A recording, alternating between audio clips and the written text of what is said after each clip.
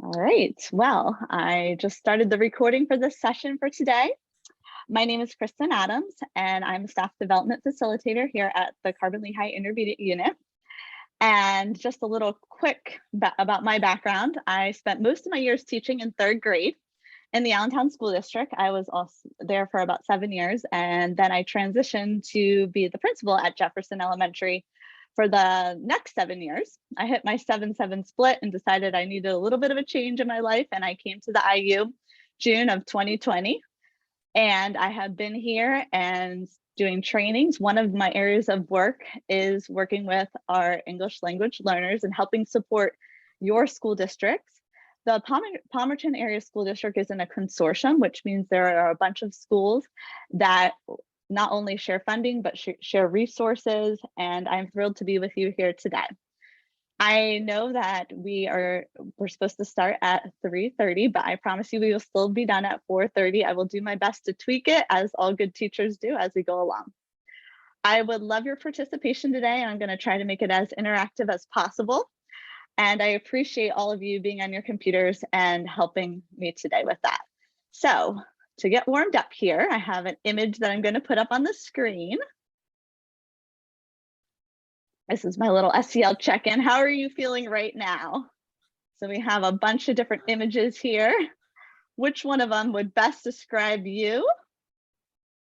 Go ahead and pick one of those images.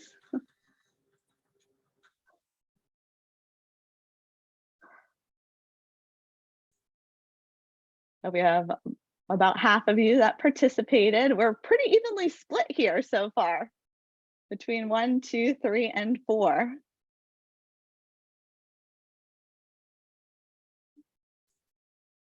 Any brave person want to unmute themselves and tell me why they picked one of the numbers that were represented here?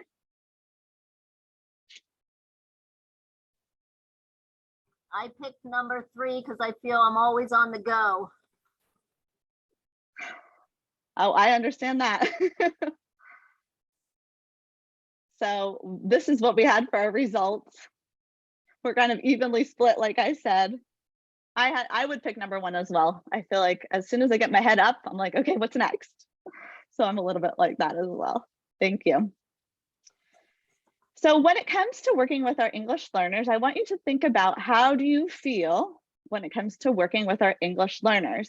And I don't want you to type anything yet, but we're going to use a technique called the waterfall. And basically when I say go, what I want you to do is I want you to type the number that would best describe kind of how you're feeling working with our English learners. Which one of these pictures best describes that? All right, let's see our waterfall. Ready, go. Lots of 2s, we have some 1s.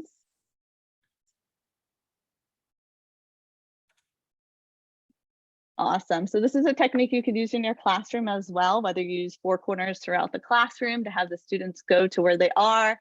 You could have them do a waterfall too by just holding up fingers, like number 1, number 2. All these things that you are already doing in your classroom are great ways to not only engage your English learners as well and make it meaningful for them, and using pictures. And that's one of the things and strategies that we will not go deep into, but it's one of the things that we can always think about.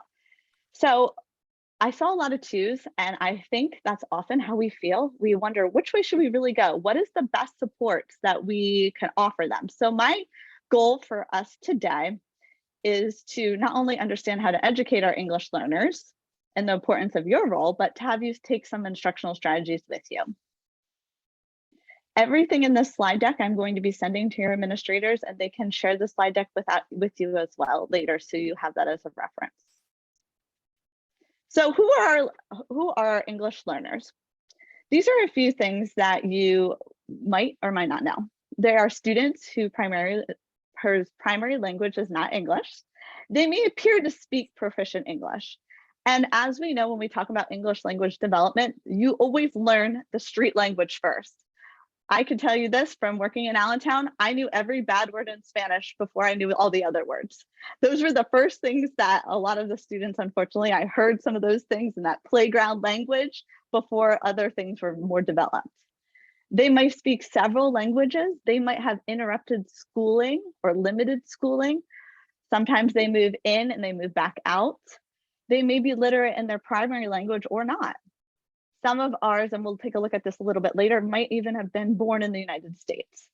And they may not be in our English language development program. And we'll talk a little bit about that as well. So you'll see a lot of acronyms in education in general. And when it comes to our English learners, the same thing will hold true. So some of the common things that you hear is that you'll see ESLs, you'll hear multilingual learners, or the term that was used most often right now is English learners. So any of those things are referring to those students.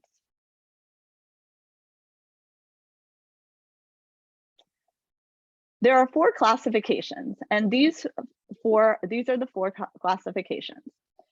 We have immigrants, migrants, or refugees, or native born.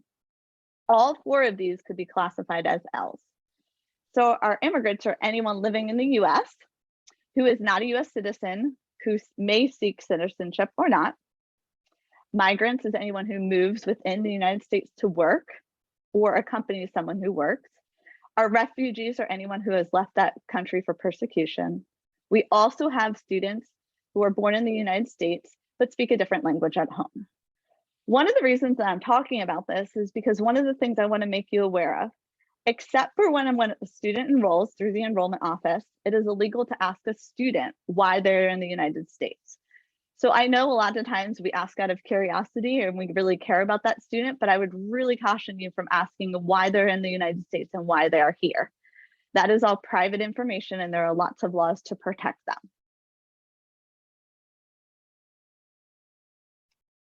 When it comes to our English learners, are they all in an ELD program? And the answer is no. And these are some of the reasons why. Some of the students might have been exited.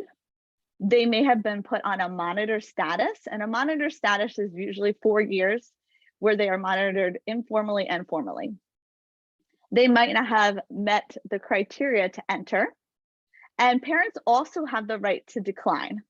So if a student's parents decides that they don't want them in the actual program, that doesn't mean that we're off the hook and we don't need to provide accommodations for them anymore. It just means that they will not be having any formal interventions and accommodations put in place by the ESL teacher.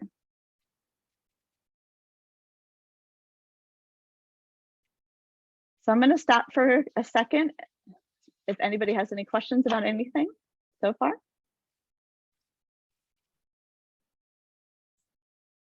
All right. So I put the number 17 up here for you. Any guesses what 17 at?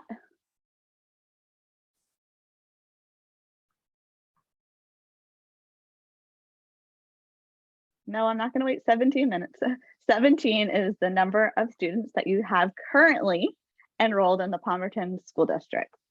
When we take a look at the breakdown of our students, last year there were 11, and this year there are 17, and these are the grades that our students are in currently. As we know, they most likely will increase throughout the school year. We have noticed a trend throughout all of the Commonwealth that our English learners are continuing to increase in population and to increase in the amount of needs and different services that they might need in accommodations. For example, we are having students that come in who have multiple things. They could be dual identified as well, meaning they are special needs and ESL. That is a trend throughout the state. When we take a look at our map, these are where some of our students' families are from. We have El Salvador, Puerto Rico, India, and Russia.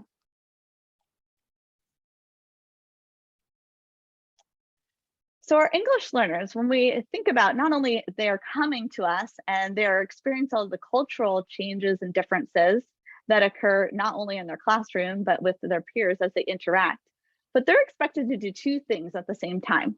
They're expected to learn English and to acquire grade level content. Think about that.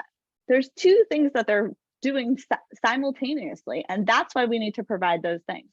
You are asking them to make academic progress, but they're also supposed to make English language development progress. And just so you have a little bit of background knowledge, and ESL students are usually in the program for about 5 years. That's what the state says is a typical continuum in an ESL program. Are there some exceptions? Yes, but that's what is typical for a student.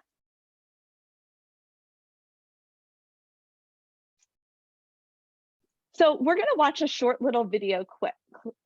And I had asked you earlier in the chat to bring a piece of paper and pen if you have one, just because I think it's good to write things down. So we're going to do a strategy, which I know a lot of you probably have already used, called a quick write. So I'm going to ask you after the video to write down some of your reactions to this video. How did this make you feel watching this? What were they talking about? Were you able to understand them? Why or why not? So I'm going to pull up this video now.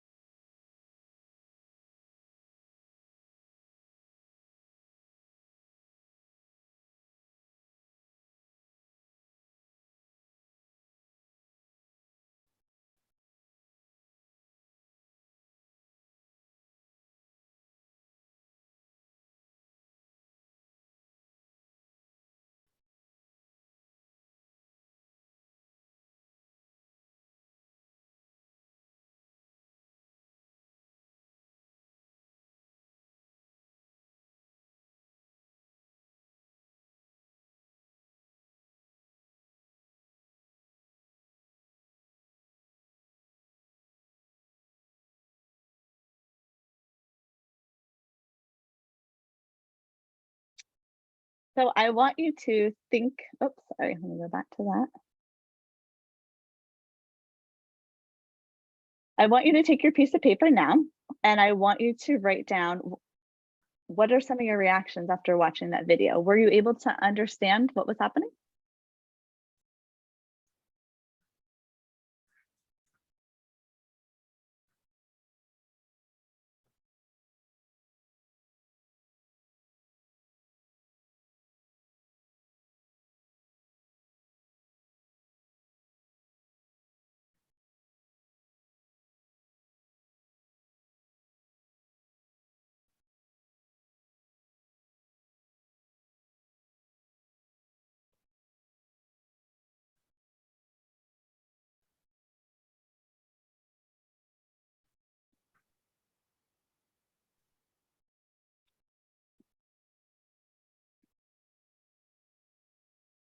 So this video shows what it would be like for a non-speaker when they first start to hear English and start to experience language. You definitely could understand certain things in that video and maybe kind of get the gist of what they were saying. But think about what it might feel like if that was your whole day in school. How would it be for those students? Kristen, can you hear me? This is Jody Coker. Yes. I couldn't hear anything. You saw the chat, right? Were we not supposed to hear anything? There was very little that you could hear. Oh, you couldn't hear anything? I heard I'm nothing. sorry. It was just silent. Oh. I thought I was just supposed to like do body language. Yes, that you were supposed to as well, but I will make sure that I tested it out. I'm so sorry. But yes, that is basically what you were supposed to see, what it would be like, that there was very little that you could actually understand in this video because of the way that it was. But thank you for speaking up. I appreciate it. I'm sorry I did not see that in the chat over here.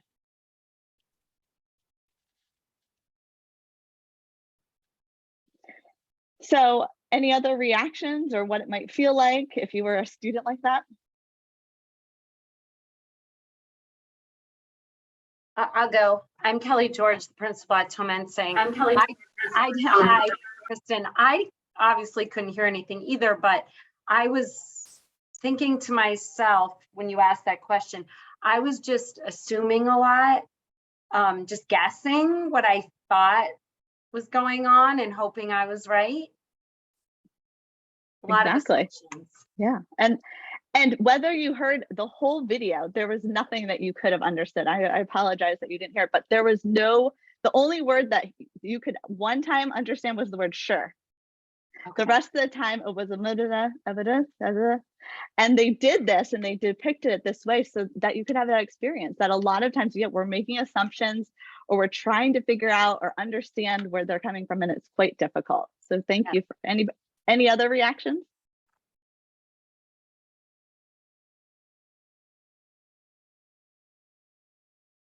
I feel like it would be very lonely, like being in situations with people who do speak other languages and they're talking to each other and you're just sitting there like really wish I knew what was going on.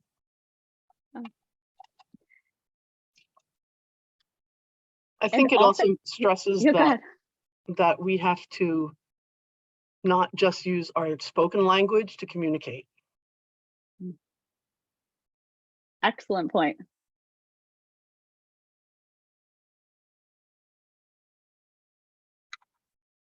Oftentimes, when we're learning a language, we're trying to figure out so intently what's happening that we miss things. And I'm going to tell you a story about me that I feel like depicts this perfectly. So when I was in college, I studied in Mexico because I was determined that I wanted to learn Spanish.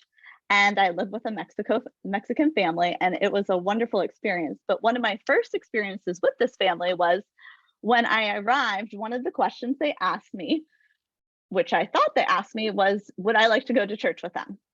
All right, well, Galicia, okay, church, yeah, sure, I will go to church with them. So I said to the woman, as best I could, like, can I please have a minute? I want to go change. So I run upstairs to my room, I change my clothes, I come downstairs, and she gives me a very strange look. And she asked me, are you wearing that to church? And I said, see, yes, this is what I wear to church. So I put a dress on. So as we make our way to church, what happened when we got to church is we were there to clean the church. I was not there to attend the church. So I had missed the whole part about cleaning. I don't know how, but I was just learning Spanish for the first time. And I was so embarrassed when I arrived in my nice dress to clean the church. But that, I feel like, depicts what it's like for our students. Sometimes they're trying so hard and they want to learn and they pick up on certain things, but sometimes we're completely misled. And I will never forget that story because I thought I knew what she wanted me to do. And here I was completely wrong, and how embarrassed I felt when I realized that. So that's just a little story I thought I'd share with you. So when it comes to supporting our students, we're going to just go over a few more things that I thought would be great for you to know, and then we're going to get into what does it look like to support them. When it comes to acronyms, they're everywhere. And the key ones I wanted to put up here again, I did briefly touch on this before, but our EL is our English learners. The ELD is the English language development, and this is used to describe the instructional content taught by our ESL teachers. The ESOL or ESOL teacher, as they say, is the person who is certified to teach our Ls. And we have our multilingual learners as well.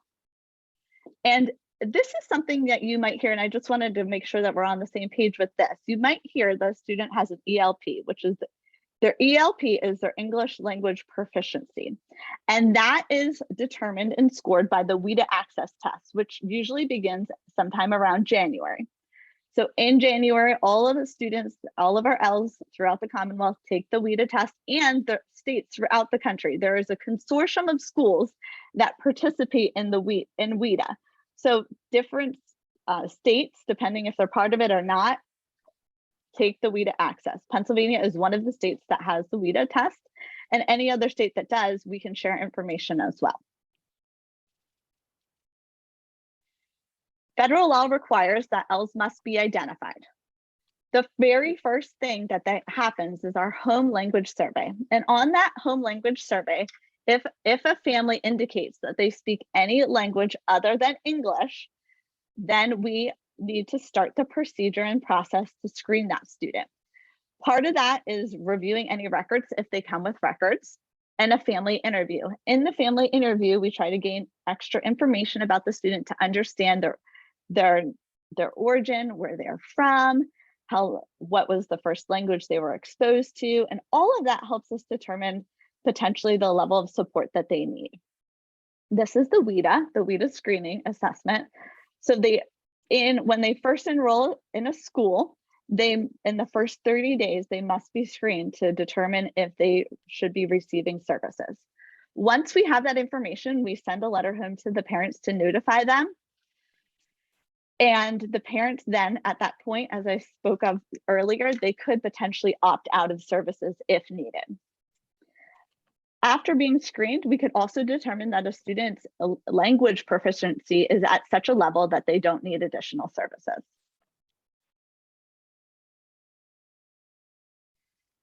Here's what the levels look like. So as you can see on the left-hand side, there are 4 domains: listening, speaking, reading, and writing. The student is evaluated on all 4 of those domains. Then we take a look at the levels of proficiency. 1 being a student who's entering. So if you have a student who is a level 1 or often referred to as a newcomer, they have very limited English proficiency. And it goes all the way up to 5 and 6. As we spoke in the very beginning, a student is usually exited at about the 5th year, depending on how their progress is. And you can see that fits right in this continuum. This is an individual student report. This is what it would look like. And if you have a student, this is something very valuable to take a look at. If you take a look at this student, you can see that their strength is within listening. That is the area that they are able to understand what they're hearing. However, you can see with this report card, the reading and the speaking are their lowest. So if that is the case, we need to look at the recommendations and supports that can be put in place for the student. We do have some students who are brand new and they are newcomers and they have very limited English. So these are just a few things that I just kind of want to help you just think about. The most important thing with any student, I have 3 elementary kids, so I know this from the bottom of my heart as a mom and as a teacher, is to create a safe and welcoming environment that's inclusive for everyone. When you're using translation, we want to use those with caution. We want to offer bilingual support to some of our newcomers, and there are a bunch of different ways that we can do that. One of the things that we've been purchasing for a lot of schools is a thing called a Pocket Talk. If you haven't seen it before, it's a device that scans a document, or you can speak into it and then it will translate for that student or for that family. If we have someone in the class that can help, that's always helpful. One of the things that often looks like fatigue, they could look bored. So if a student looks really tired or bored, if they look really bored, they're probably tired. Because if you think about it, if you're listening so intently, almost watching that video for 2 minutes on silent, you're like watching and listening, you're trying to figure it out. That's so hard to do. Try your best to label things throughout the classroom. Using pictures and objects are helpful. Slow down. That is something that's hard to do. We have a lot we want to get in, but just slow down. We want to do our very best to not use slang. Are you going to go use any of those words that we make up as we go along? Keep in mind that the most that a student could probably learn is about 8 new words a week. It is really hard to grasp all that information that they're trying to do. Any type of routines that you have are very helpful for a student's success and for all students. And the resource that you have is your collaboration with your ESL teacher.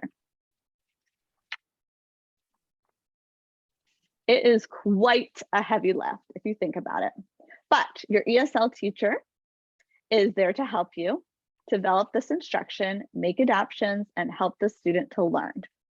Our goal is that they can be successful in your classroom while learning English at the same time.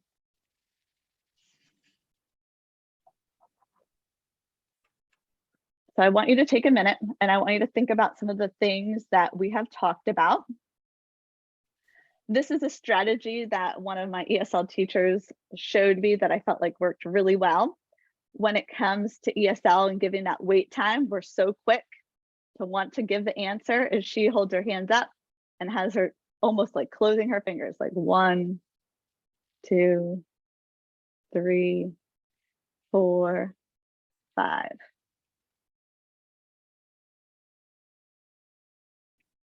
So feel free to put it in the chat, to unmute yourself.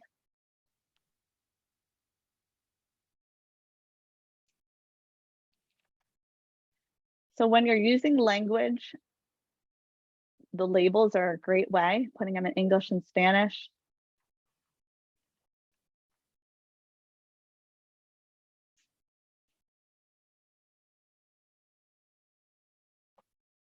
All right, we're going to keep moving on.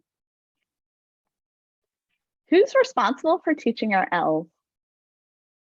According to PDE, we are all responsible for making sure that the curriculum for our students is comprehensible, that we're providing modifications and adaptations.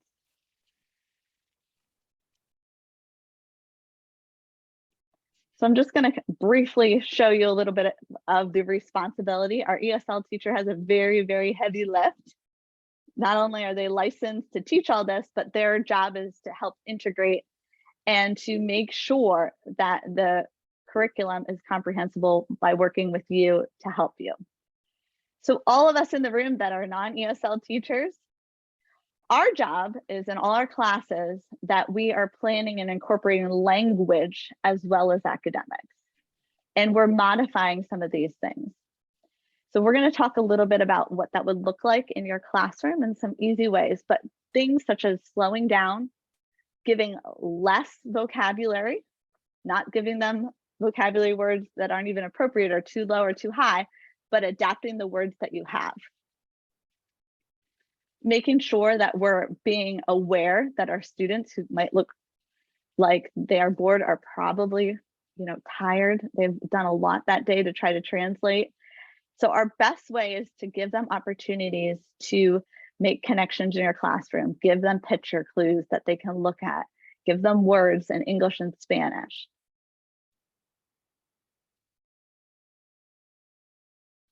So what I want you to do right now, before we get into this section, this is quite a heavy lift, what we want you to do. We want you to teach all of the content area. We want you to do this. We know you have all different types of students. So when I get this, I have so many different things and so many hats and so many things. And now you're going to tell me one more thing that I need to do. I'm not. I want you to take a deep breath and go to your happy place. This is my happy place. It doesn't happen with 3 children, but I'm just going to pretend. Here we go.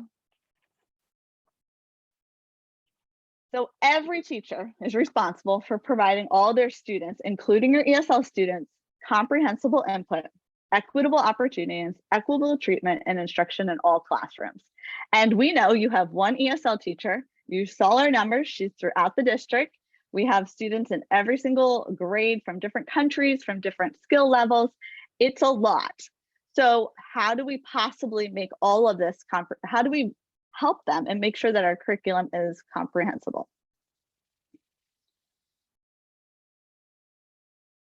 Now for this next video, I got to make sure the volume works for real because we're going to be in a little bit of trouble here.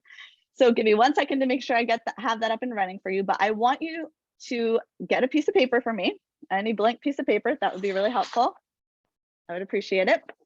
And what else I want you to do is I want you to now enter in the lens of a student.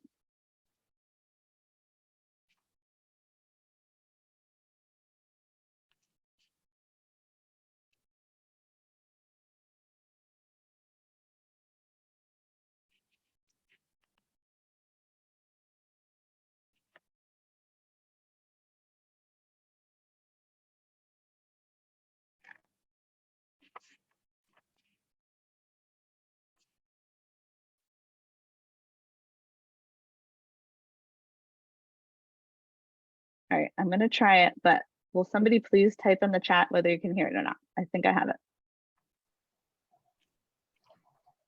Zdravo, učiteljice. Uzmite papir. All right, we got a yes. Okay. I'm going to just give me 1 second here. Zdravo, učiteljice. Uzmite papir.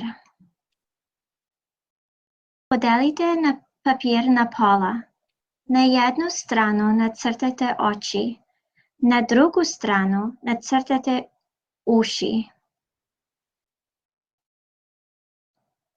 Dobro. Well. Okay. How many of you have something on your piece of paper? Because she just taught a lesson and I just told you to get your piece of paper. So hold up your paper of what you have on your paper because she just told you what to do. We have some, I don't really see too much. I'm not really sure why she just told you this lesson right here and I told you to get ready. All right, let's try this again. How did you do? Were you able to complete the task that I asked you to complete? Were you able to understand the language? Probably not. I'm going to try the same demonstration, only this time I'm going to use some comprehensible input strategies. Let's see if you're more successful this time. Zdravo, učiteljice. Zdravo. Moje ime je Valentina. Moje ime je Valentina. Zdravo. Uzmite jedan papir. Papir. Uzmite papir. Podelite na pola. Podelite papir na pola. Podelite na pola. Papir podeli na pola. Dobro. Na jednu stranu nacrtajte oči. Čakaj. Oči.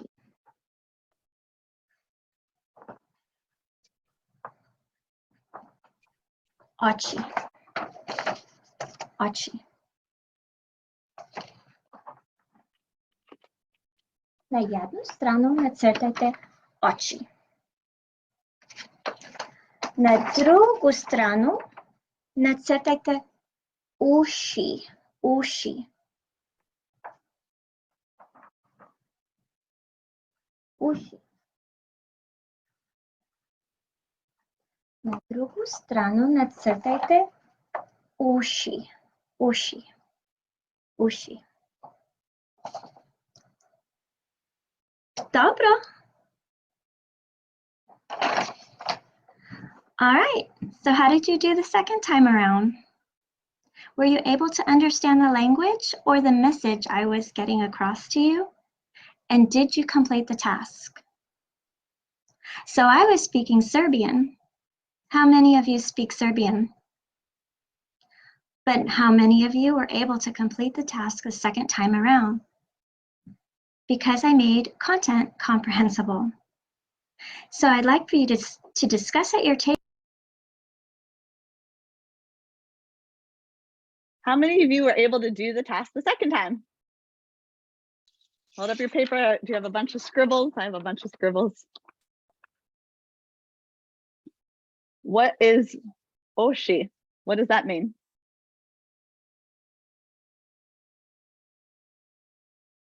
Oshi. Yeah, to listen, to hear. Ochi.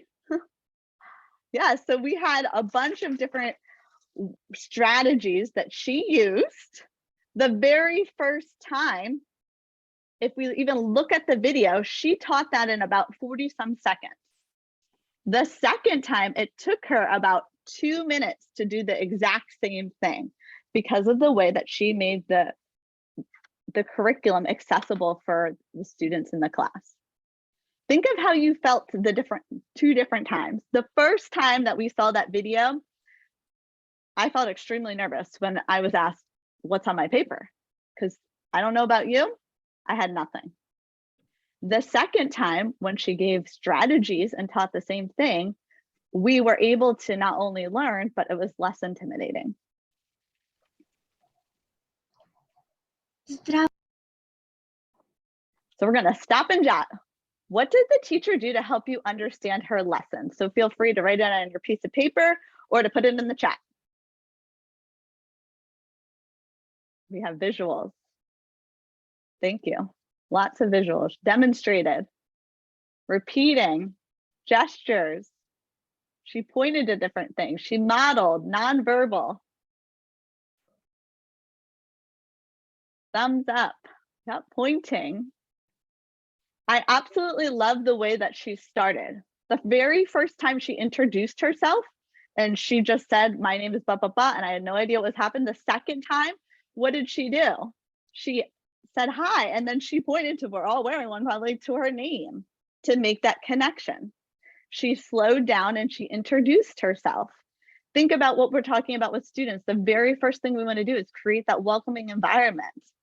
There was a lot of modeling and repeating. All of those things are ways that you are making accommodations for your English learners. So here's some of the things that I had. Body language. She pointed, she directed. When she wanted you to fold the paper, she showed you exactly how she wanted you to fold that paper. Tons of repetition. Spoke slowly and she paused. Demonstration. A much slower pace the second time around. And she used short sentences. Those are all things that you can do as a regular ed classroom teacher, as a music teacher, as an art teacher. These are all techniques that you could integrate that would make the curriculum comprehensible. So I want you to remember the number 3. Why? Because it takes repetition for our students, and 3 times is a good number to keep in mind in your head. So if you are teaching a new vocabulary word, they're practicing with you. They're practicing with another student or with the ESL teacher, and then they're practicing independently.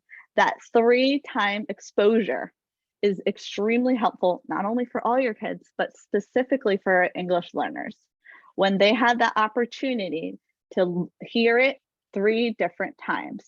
She used in the video, going around her ear, she drew a picture of the ear, she drew the word. So she had multiple times that she explained the same thing. So if you have an English learner in your classroom, make sure to give them lots of repetition so that they can solidify their learning. Here's another activity that we are going to do. If we were live, I would have you bring a paragraph that you're using in your curriculum. But what I'm going to do today is I'm going to put a short little passage up on, or paragraph up on the screen, and I'm just going to have you unmute yourself and help me. We're going to kind of work through this because I know my time is limited. So I have about 10 minutes. So this is called blah. And you can use this and try this with any of your curriculum. So any word that you think that a student wouldn't use in their typical conversational English, we're going to call that blah. So here we go. I'm going to annotate this for us. So if you have a word that you think that you wouldn't normally use in your conversation if you were in elementary school, I want you to help me out and unmute yourself and tell me what word you see. So what's one of these words that wouldn't be used in conversation? Ascend. Thank you. Descend.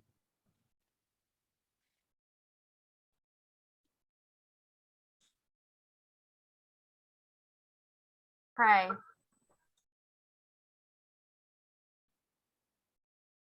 Marine. Blowholes. Locate.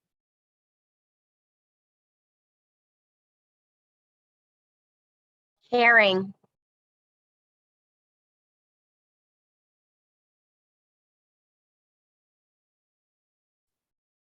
Cod.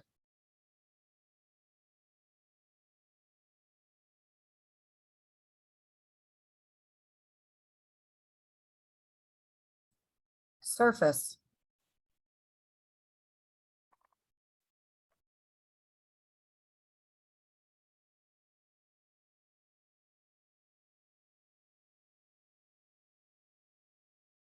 Anything else you think they might not have knowledge of?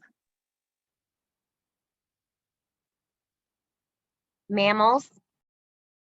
Most likely not. They might have heard it, but not know.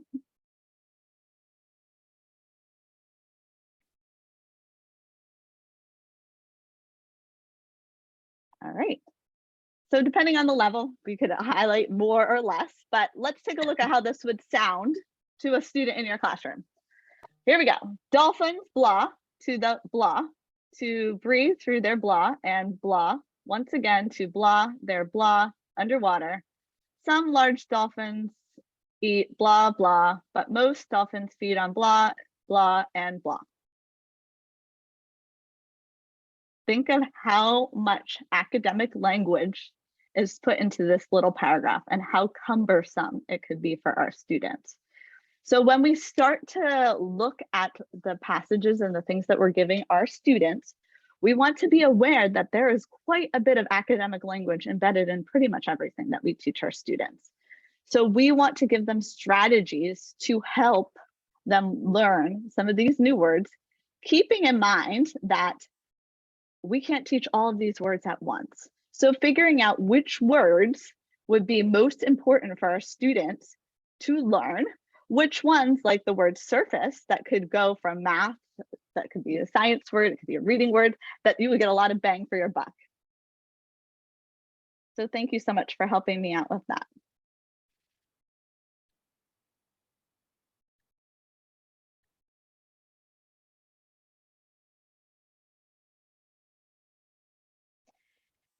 So how does academic language affect reading for English learners and students who have only acquired a modest level of academic language?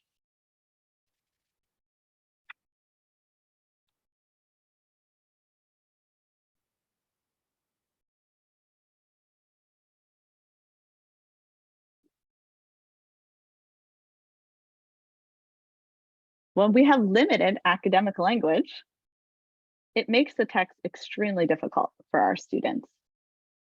And that's why we need to help develop our English language vocabulary.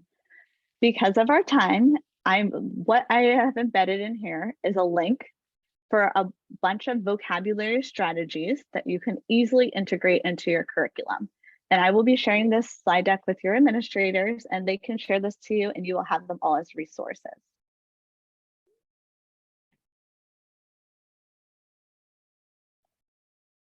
So as we come to a close for today, I want you to think about the importance of processing time for our native English speakers versus our English learners. So here here's how we process. The learner makes sense of an idea. We start to organize that. We prepare a thoughtful answer. Some of us overanalyze what we're trying to say or if we want to share. Those are all things that happen for us. Now let's take a look at what it would be like for our English learner. So our English learner translates what they hear in their native language. Now they have to make sense of an idea in their native language. Then they have to organize their thinking in their native language. Next, they prepare a thoughtful answer in their native language. Then they must translate the thoughtful answer into English and then build up the courage to speak. Wow, that's a lot for our English learners. And that is why we must make sure that we're giving processing time. We must ask questions of them, wait, or come back and allow them an opportunity to participate in the conversation. We can do this together because all of our students need your expertise. When we first logged on, we have everyone ranging from 1 year building sub all the way up to 37 years and beyond. We are a wealth of experience. And I'm so thankful that our students have you to support them because you really do make a difference in our life. And it always starts with creating that welcoming environment. When we think about our SEL practices and all those things that we do for our students to make them feel part of our community, that is extremely valuable. I'm going to leave you not only with the slide deck, but a few resources that you can click in. One of them is a monthly newsletter and their strategies to help support our English learners. Also is a document from WIDA, and this is the WIDA framework. So if you have an English learner and you're looking specifically how you can support them in specific content, feel free to check this resource out as well. I always like to end on time or early because your time is precious and I appreciate it. I would love, I'm going to put it in the chat for you. If you could go to our website at the IU and fill out the feedback, I would really appreciate it.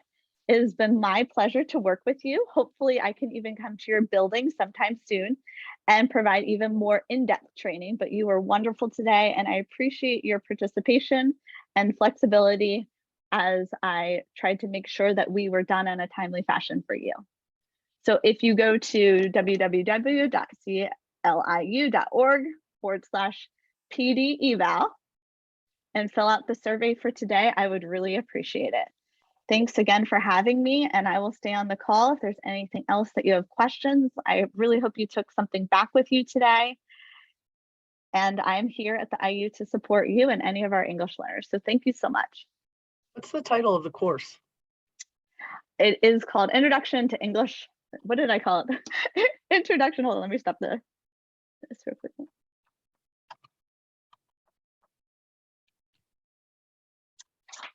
Introduction to English Learners. Thank you. And some of the questions aren't 100% applicable, so do your best. That's the form we use for all our PD.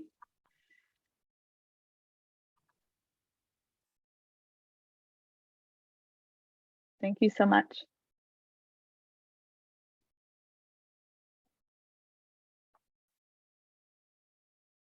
If anybody has any questions, feedback, comments, I'm here. Just let me know.